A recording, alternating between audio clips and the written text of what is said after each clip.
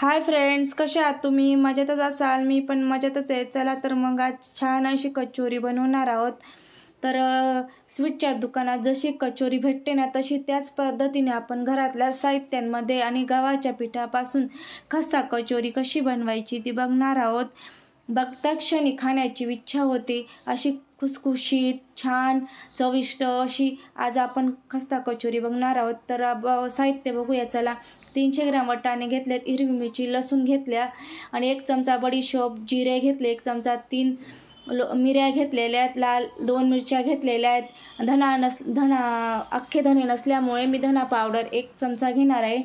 आता 1.5 वाटी गव्हाचं पीठ घेतलंय, त्याच्यात चवीनुसार मीठ टाकायचं आहे आपण. आणि ओवा घेतलेला त्या हातावर मॅश करून घ्यायचे आहेत या पद्धतीने छान.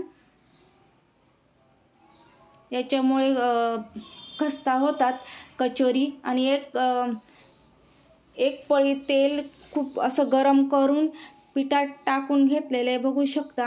आणि व्यवस्थित पीठ मिक्स करून घेणार आहोत या पद्धतीने. मुटकी वळेपर्यंत आपल्याला पिठात तेल वगैरे व्यवस्थित मिक्स करायचं आहे. आणि आता आपण पाणी टाकून पीठ मिक्स करून घेणार आहोत अशा पद्धतीने.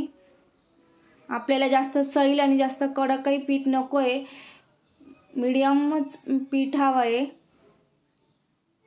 बघू शकता कडक असं पीठ तयार झालेलं आहे. आता आपण 15 मिनिटासाठी रेस्ट करायला ठेवून देऊया आणि एका साईडला सारण बनवायची तयारी करूया. एक पॅन घेतला, त्याच्यात तेल टाकून घेतलं, वाटाणे टाकून घेतले. आता थोडं मीठ टाकून घेऊया, याच्यामुळे छान चव उतरते. वाटाण्यांना उघरटपणा येत नाही, वाटाण्यात उतरत नाही.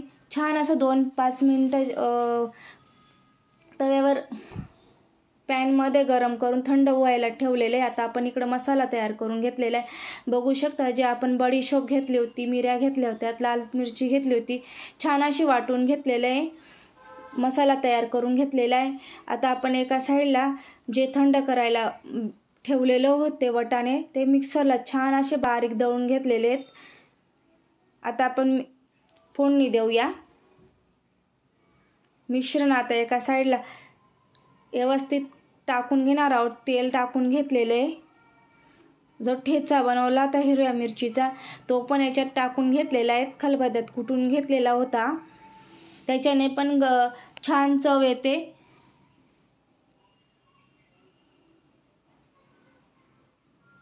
चवीनुसार मीठ टाकून घेत आहोत.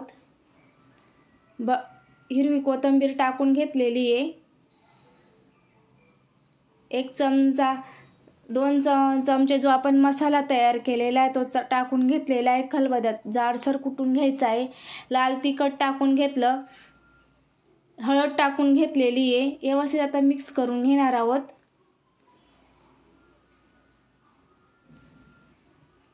छान असं सारण तयार झालेलं आहे बघू शकता. आणि आता आमचूर पावडर टाकून घेत आहोत.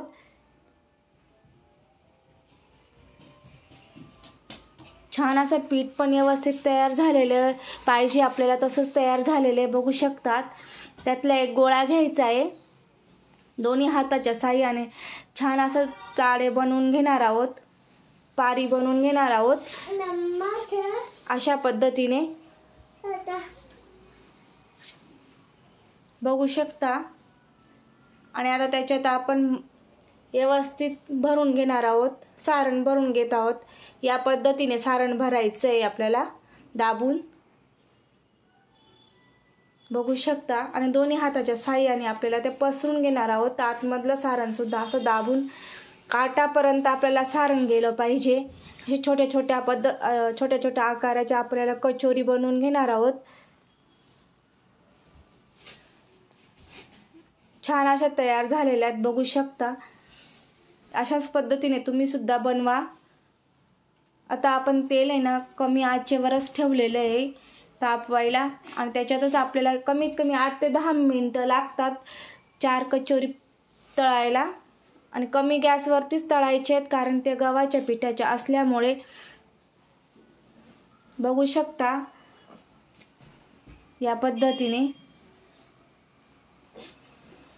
आणि ते परत परत पलटवायच्या नसतात, 1 ते 2च वेळेस पलटवायच्या असतात. खूप छान खुसखुशीत होतात. बघू शकता टम्म अशा फुगून आलेल्या आहेत दोन्ही साईडवरनं.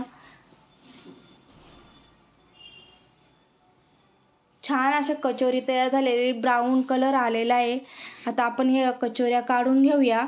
बघू शकता कलर पण छान आलेला आहे, टम्म अशा फुगलेल्या आहेत, खुसखुशीत सुद्धा झालेल्या आहेत. कलर टेक्स्चरच सांगते किती छान तयार झालेल्या आहेत. तुम्ही सुद्धा अशी कचोरी बनवा आणि स्वातीज कॉर्नर मराठी या यूट्यूब चॅनलला लाईक, शेअर, कमेंट करायला विसरू नका. आणि जे नवीन असतील ना चॅनलवरती त्यांनी सबस्क्राईब करायला विसरू नका. बघू शकता भरपूर असं सारण आपण